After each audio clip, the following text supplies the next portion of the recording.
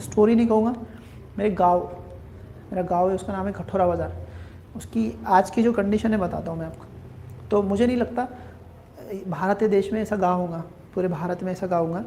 इसकी वजह यह है कि मेरे गांव है उसमें 95% इलिटरेसी है, मतलब अनपढ़ लोग हैं, पढ़े लिखे नहीं हैं। मैं रिपीट कर रहा हूँ मेरे शब्द, वहाँ पर मैं बड़ी सूझबूझ के और बड़ी ईमानदारी से बोल रहा हूँ कि मेरा गांव है, वहाँ पर आपको 95% क्या मिलेंगे, अनपढ़ लोग मिलेंगे, जिसको हम इलिटरेट बोलते हैं, मतलब पढ़े लिखे नहीं हैं। तो इसके बावजूद भी मेरे गाँव में 100% तो बड़ी बात होगी, बट 99% लोगों के पास एम्प्लॉयमेंट है।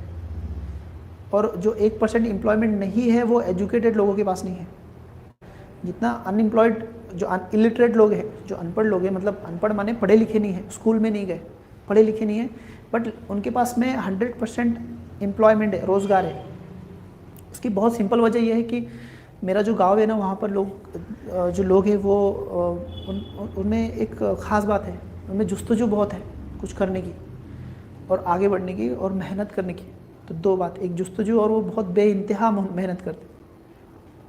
तो उसकी बदौलत मेरे गांव में एम्प्लॉयमेंट बहुत ना के बराबर नहीं है, और जो नहीं है एम्प्लॉयमेंट वो है पढ़े लिखों के बीच में।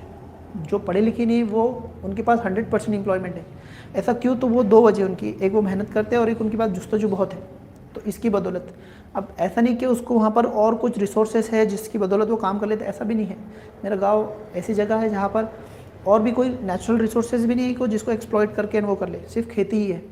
बट ख़ास बात क्या है वहाँ के लोगों की, या वहाँ के जो यूथ है उनकी, वो क्या करेंगे, वो अपने एतराफ़ के सारे गांव में, आसपास के सारे गांव में जाएंगे और वहाँ से जाकर कुछ ना कुछ उनके बिज़नेस होते हैं, जैसे कि कुछ तो भी जो खेत का रॉ मटेरियल निकलता है, खेती का माल निकलता है, वो ख़रीदेंगे उसको और एक पर्टिकुलर सेंटर पे जाके बेचेंगे।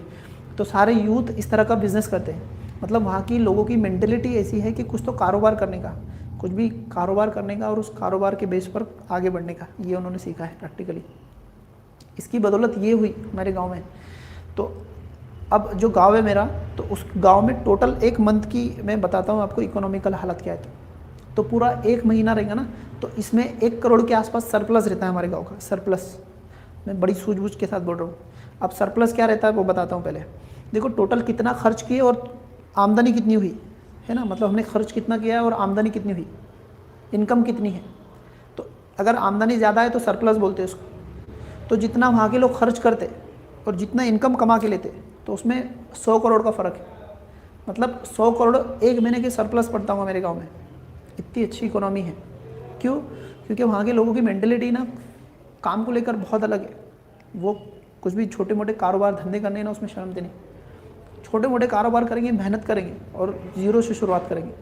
पहले उनको काम को लेकर कोई शर्म नहीं है और वो खुद का कारोबार करते हैं, चाहे बहुत छोटा हो, बहुत छोटा हो, एक 500 रुपये कमाएगा या 1000 रुपये कमाएगा, मन खुद का करेगा।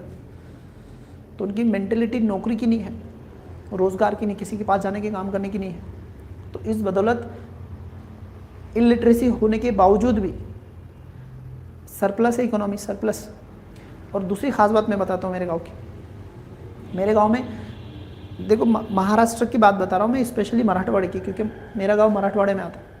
तो मराठवाड़े में जितने भी गांव है, पूरे मराठवाड़े की बात कर रहा हूँ मैं, 100% गांव की बात कर रहा हूँ, मेरा गांव छोड़ के।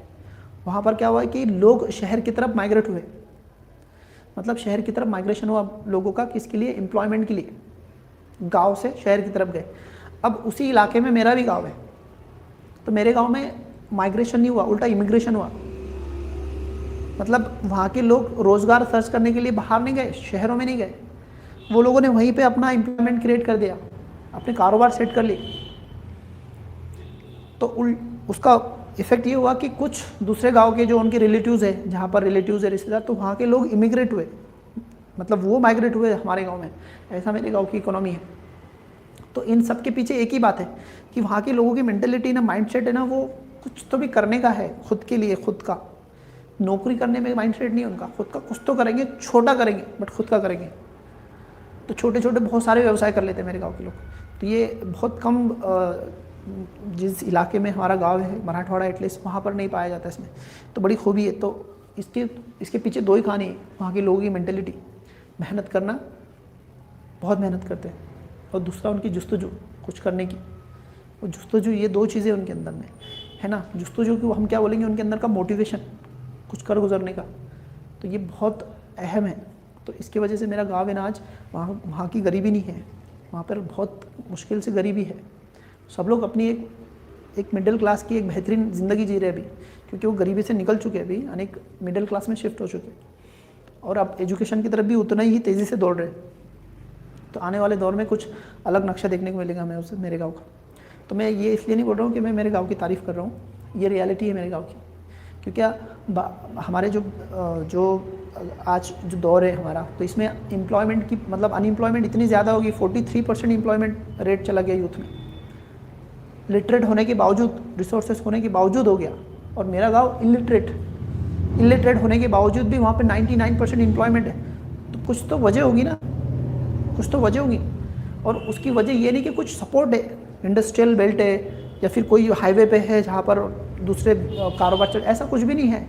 ना ही कोई बहुत वहाँ बहुत पानी की मतलब पानी अवेलेबल है बहुत ज़्यादा, तो खेती बहुत अच्छे से कर लेते होंगे, ऐसा भी नहीं है। उन लोगों ने क्रिएट किया वहाँ पे एम्प्लॉयमेंट, तो ये बहुत बड़ी बात है। तो मैं इसलिए कह रहा हूँ आपको कि आपका माइंडसेट अगर आप प्रॉपर है, आपके अंदर क्रिएटिविटी है और आप मेहनत कर सकते हैं ना, तो आपको दुनिया में कोई नहीं रोक सकता आगे जाने से या तरक्की करने से। तो ये बात को याद रखो आप, कभी भी मायूस नहीं होने का, हालात में हमेशा हालात से लड़ने का और अपना थोड़ा क्रिएटिव दिमाग इस्तेमाल करने का। जब आपके पास क्रिएटिविटी है और चीज़ों को समझने की कुव्वत है, तो आप बहुत कुछ कर सकते हो। मेरे गांव की एक और बात मैं आपको बहुत अच्छे से समझा देता हूँ। अब जो कारोबार करते हैं वो भी बहुत ऐसे स्टेबल है और सिक्योर, ऐसा भी नहीं है, वो भी अनस्टेबल है, क्योंकि खेती पे डिपेंड है पूरे के पूरे। अच्छी खेती है तो ठीक है, या फिर कोई और भी बिजनेस करने कारोबार रहेगी तो कंपटीशन भी आ सकता है, ये भी पॉसिबिलिटी है। बट वो लोगों को उस बात की फिक्र नहीं है, उनका एक्सपेंडिचर भी उतना ही है, जितना वो इनकम करते हैं ना उतना एक्सपेंडिचर भी करते, खर्च भी करते हैं। वो सेविंग की मेंटेलिटी भी नहीं उनकी कि सेव करके रखेंगे और फिर बाद में उसको संभाल के रखेंगे आगे, नहीं। उनको ये पता है कि हम कुछ तो कर सकते हैं, अच्छे से पता है, क्योंकि उनके पास कुछ ना होने के बावजूद भी वो सब ये सब करने की कैपेबल है, उनके अंदर कॉन्फिडेंट है, तो आगे भी वो कर सकते हैं। तो सेविंग करने की मेंटेलिटी भी नहीं है, खर्च भी बहुत करते हैं, एक्सपेंडिचर भी बहुत है।